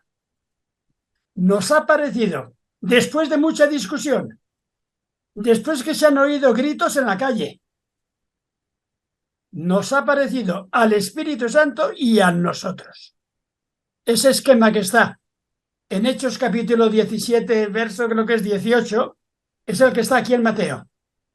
Unas iglesias que logran unos acuerdos básicos, no por unanimidad impuesta, que es lo peor, la unanimidad impuesta, porque el dictador de turno, por métodos dictatoriales, suele conseguir el 99% de los votos. Hay, por tanto, unanimidades que son malas. Se logran acuerdos donde terminas cediendo unos y otros, viendo lo mejor. Nos ha parecido al Espíritu Santo y a nosotros. El Papa Francisco quiere ir por ahí. Yo no sé hasta qué punto logrará, ¿eh? Las cosas no son demasiado claras. Tenemos muchos siglos atrás donde si hay un problema no vas a juntar a la iglesia. Como este de Salamanca nos ha juntado a la iglesia. Y hemos ido a la iglesia grande de la Purísima de Salamanca 200 y nos ha contado. Sino que ¿a quién vas si tienes un problema? Vas al obispo, al episcopado.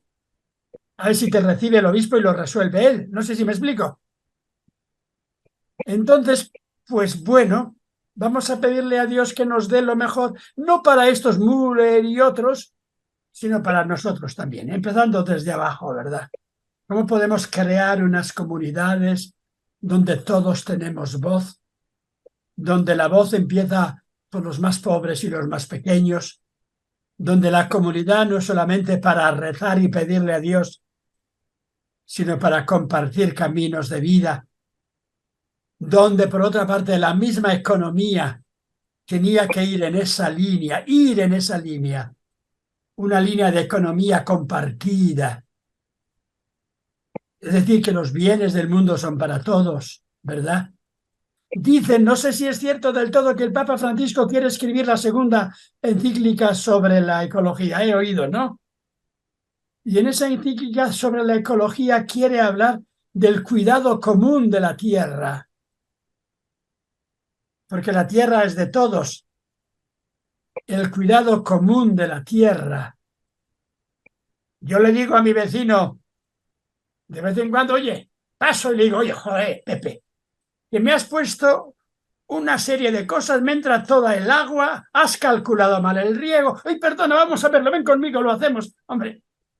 Y si no se lo digo y le critico por atrás, es malísimo, ¿verdad? Y si se lo digo y él se pone chulo, pues es malo que los dos, a ver, asuntos comunes que los podamos resolver en camino de evangelio, como han hecho cantidad de comunidades religiosas que crearon el cristianismo europeo del año 1000 en adelante, cantidad de comunidades religiosas, sobre todo de hermanas, de monjas, que han vivido este evangelio con radicalidad y muchísima fuerza, que han sido lo mejor con mucho de la iglesia, lo mejor con mucho, y muchas madres de familia y gente normal que ha vivido de este espíritu.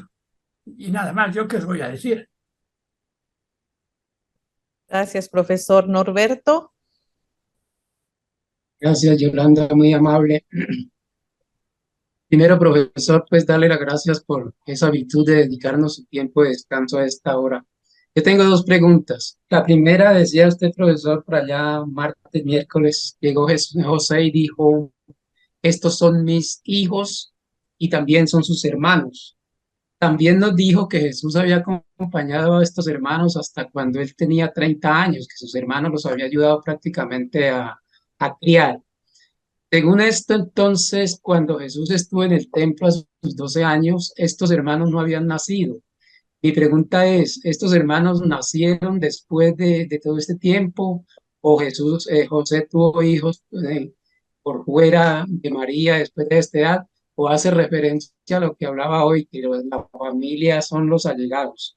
Y mi otra pregunta es, ¿de qué hecho histórico, si es que lo hay, surge la composición de la transfiguración de la que nos hablaba ayer, o solamente es algo como tipo de fantasía? Gracias y gracias a todo el equipo que nos hace llegar todo este material, a todo el equipo bíblico. Gracias, Eti. No te voy a responder porque no lo sé, ¿eh? O sea que no sé si a los 12 años en la casa de José y María había más hijos. No lo sé. Yo supondría que sí, pero no lo sé. No lo sé. El texto está diciendo que los padres, José y María, llevan a Jesús al templo, como solía llevarse en aquel tiempo al niño cuando cumplía los años de madurez. Lo llevan al templo para decirle a Dios, este es hijo tuyo. Era la ceremonia del Bar Mitzvah, que los padres decían a Dios, sobre todo respecto al hijo primogénito, lo llevaban al templo y le decían a Dios, este hijo es tuyo. Y le decían al hijo, eres de Dios. Que se quedó 3 días y al cabo de 3 días volvió, no sé cómo. Lo que sí sé es que si fueron a Jerusalén, no se quedó en Jerusalén, sino que volvió a Nazaret. Y estuvo a disposición, dice Lucas, les sirvió, fue obediente y crecía en sabiduría y en edad, y trabajó porque a los 12 años no había otro camino que trabajar en aquella casa, y trabajó lo más seguro hasta los 30, en que se independiza de alguna manera,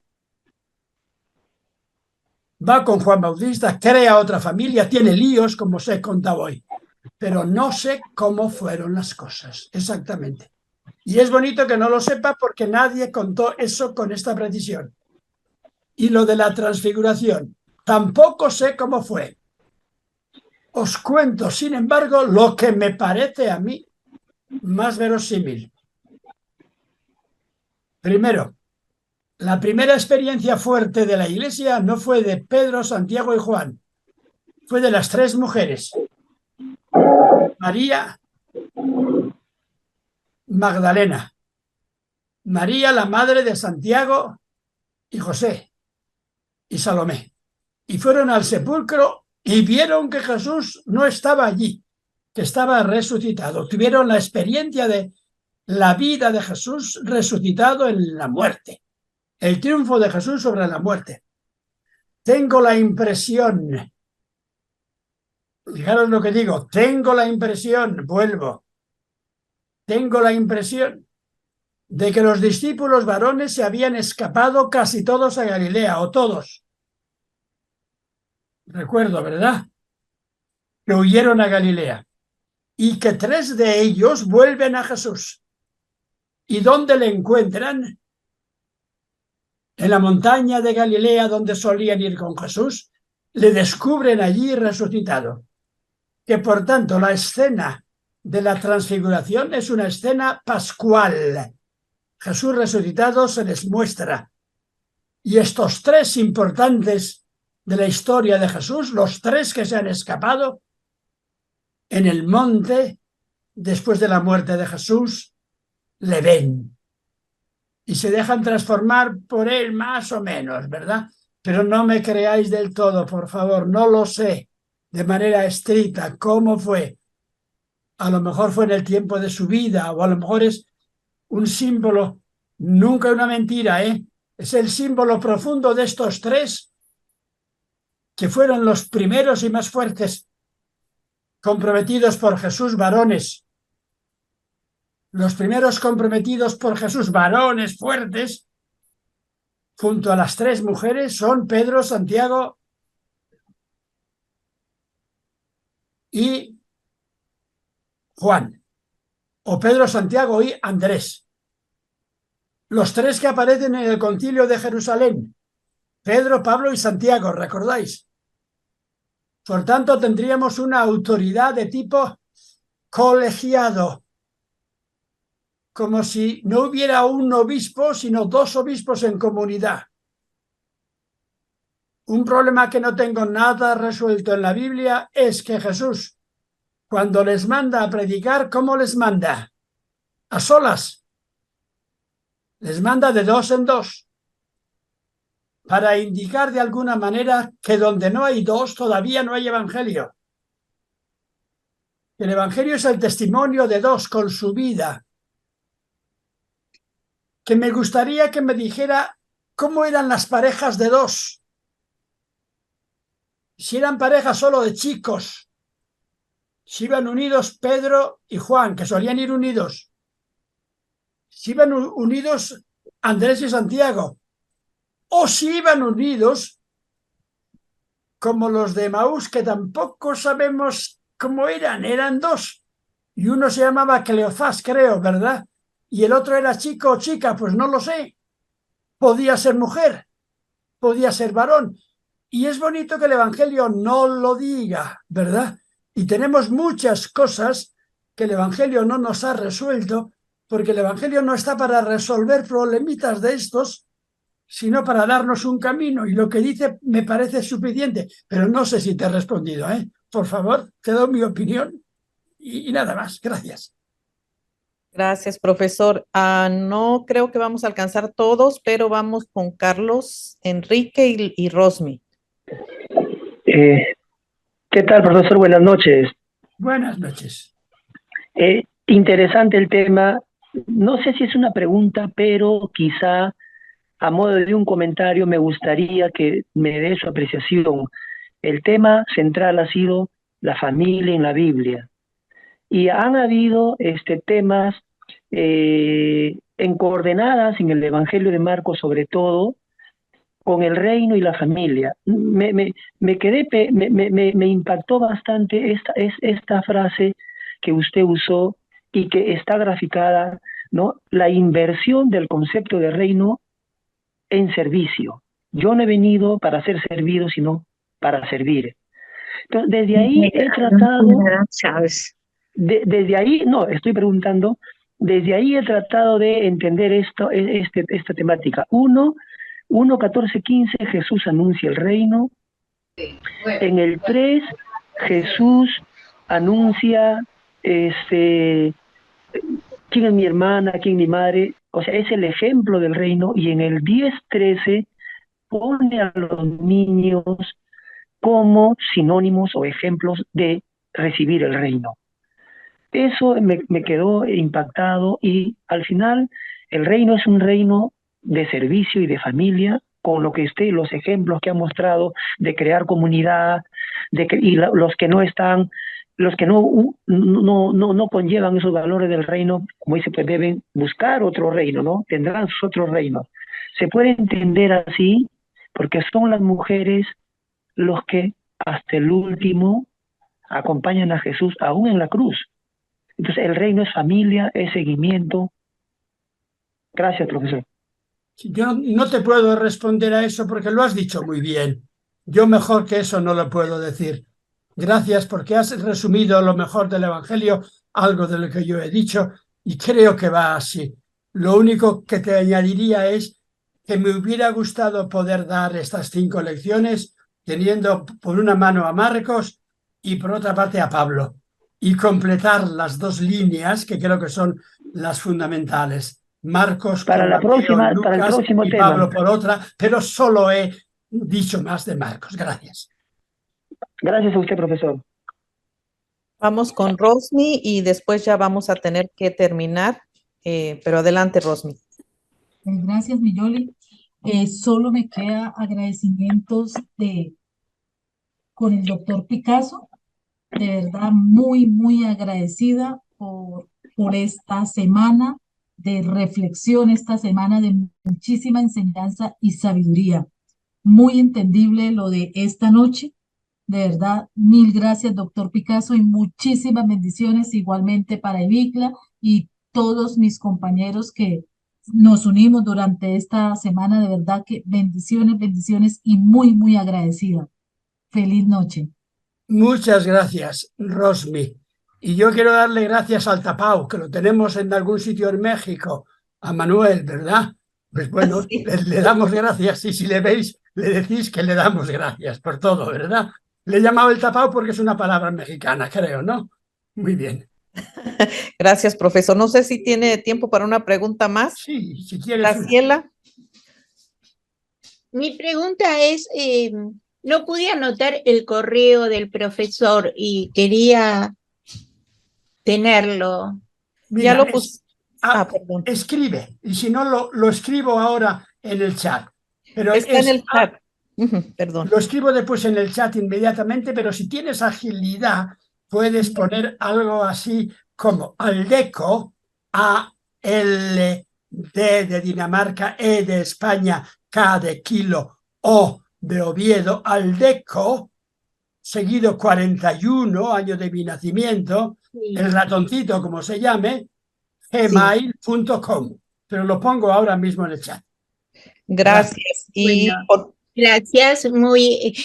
Quería comentarle que yo tuve el honor de haber participado en una misa donde la daba el que ahora es el Papa Francisco, y fui ministro de Eucaristía en esa ocasión. Fui ministro de Eucaristía de él, y es la persona, la verdad que es una bendición que llevo grabada en mi corazón, por haberlo conocido, por haber podido servir en ese momento.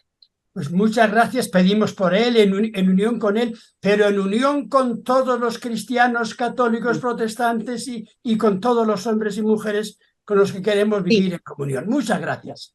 Gracias. Y para no dejar con la mano levantada, Enrique, por último, creo que tiene problemas con su micrófono. ¿Puedo ser el último? A ver, diga. ¿Puedo ser? Para Javier, por Muy favor. breve, por favor. Es respecto al día de ayer, Javier, que me quedó esta pregunta, quería hacerla. El desaire de Jesús a sus padres, ¿tiene relación con la ausencia de la palabra madre de Jesús en María? No lo sé. Wow. En Juan, en el Evangelio de Juan, le llama mujer, como signo de la mujer, que es muy importante. Y en ese sentido evita la palabra María. Pero eso es el Evangelio de Juan solo, ¿verdad? En el caso aquel de la cruz, la madre de Jesús, y en el caso de las bodas de Caná. En los demás casos no creo que se evite el nombre de María, pero no lo sé, no lo sé. Lo que veo fundamental es que María fue importantísima en la vida de Jesús. Que a María se le atribuye el canto fundamental y primero de la entrada en el camino del reino, el Magnificat. Que a María se le pone con los hermanos, cuando va la madre y los hermanos a decirle a Jesús que vuelva. ¿Cómo va la madre? ¿Va contenta o va llorando? La madre quiere que todos sean sus hijos y no puede quedarse solo con Jesús contra todos.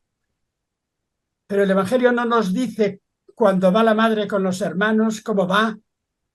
Nos dice solo que madre y Jesús se reconcilian en el camino final en la cruz.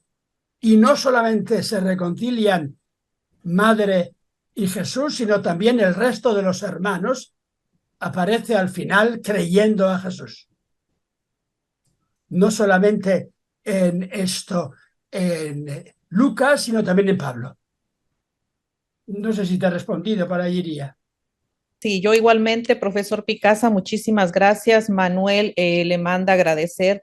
Siempre estamos, es un honor para nosotros tenerlo en nuestros cursos y sé que todas estas personas siempre se deleitan con toda su sabiduría y esperamos verlo muy pronto otra vez.